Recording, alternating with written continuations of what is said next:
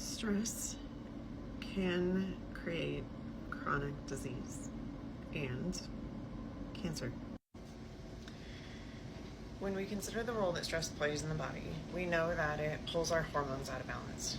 In fact, the number one thing that it produces is excess cortisol. And excess cortisol over a prolonged period of time actually reduces the healing capability of the body. In a short period of time, it improves healing of the body. However, in our chronic stress situations that we have on a daily basis, we actually overproduce cortisol, which means that we underproduce something called DHEA, and we don't sulfate it, which means we can't produce testosterone, which helps us heal. When we think about the role that stress plays in the body, we also have to understand that it literally changes the gut microbiota. In other posts that I've done, you know that I said that 80% of your dopamine is produced in the gut, and it's like 70% of your serotonin is produced in the gut. And so these are your ability to experience joy and relaxation and peace and maintain it. But not only that, your ability to sleep. Cortisol and melatonin have an exact inverse relationship. So if your cortisol is really high, you can't produce melatonin. And during the day, when your cortisol spikes, your melatonin should actually be at its lowest, which is about 30 minutes after you wake up. Your cortisol should be at its highest, which is also why I say you shouldn't drink your caffeine until about 2 hours after you're awake, because you have 30 minutes of this uptick, and then you have this 2-hour gentle glide downwards. You can boost that response by having your coffee about 2 hours after you're awake, after you've had your first meal, and also that should be around the time that you're cooled down from exercise. So, how does this play out long term? I had the very good fortune of being introduced to a book called The Anatomy of the Spirit by Caroline Myss, MYSS, if you're looking for her book. And she talks in the book specifically about how you can relate different diseases to different patterns of stress, trauma, and feeling abused in the body. And she even talks about how people who never speak their mind, people who always keep their voice silent, even when they know that the right thing is not happening, they tend to get things like laryngitis, strep throat cancer. Women who've been sexually abused tend to get cancers of the cervix, the uterus, the ovaries, and breast cancer. And these are non-genetic cancers, right? These are not the ones that are like, it's not a BRCA gene cancer, it's a different type of cancer. So how does that play out in our daily lives? If you are someone who thinks that a vacation is inappropriate because you've got too much to do at work, my first question to you would be, are you living to work, or are you working to enjoy your life? There will always be another project. There will always be another deadline. If you don't take the time to actually sit back and evaluate, where am I? Where have I been? Where do I want to be? And how do I want to engage with the people around me? You will never be satisfied. It doesn't matter how much you work, how many promotions you get, how much money you make. You will never be happy, because you will never experience joy on the inside. And part of that is because your stress is so out of control that your gut microbiota changed and you can't produce enough dopamine and serotonin.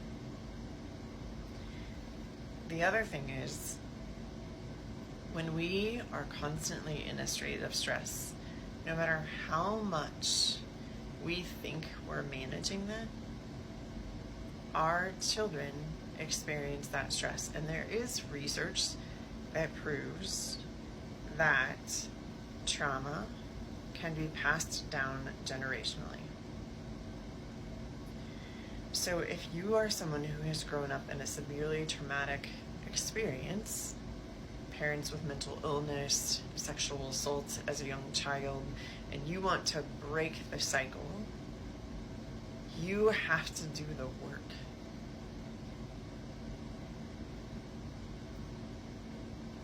But then the biggest thing is, if you're doing something to harm someone, intentionally or unintentionally, that your child loves and appreciates and feels safe with, you could be creating disease in their little body because you created dis-ease in their environment. There are thousands of studies, and some of the biggest ones I can give you are on placebos and their effect on Graves' disease, which is an autoimmune disorder. And if you are not sure that stress and your mindset actually play a role in the disease process of your body, if you are not sure that getting control over your thoughts and your actions every day, particularly the way that you speak to the people around you, the way that you speak to yourself, the way that you express yourself every day, whether you do it with love, annoyance, hate, disgust, makes the difference. Just remember that placebos work because the people believe they're getting something that's going to cure them. And you can do everything by the book. But if you can't fix the gut and the 6 inches here, and you can't control your ability to respond instead of overreact, you will never fix your health, and you may be negatively impacting the health of those around you. This isn't something I necessarily talk about a lot here, but it's just as important as what I do with the genetic testing and the meal prep and the detoxification of the cells, because the book, The Body Keeps the Score, is real. Anatomy of the Spirit, it's real. Power versus Force, that book, it's real. It's been scientifically studied for 30 years. We can prove all of that stuff exists, and it all makes a difference. All of it.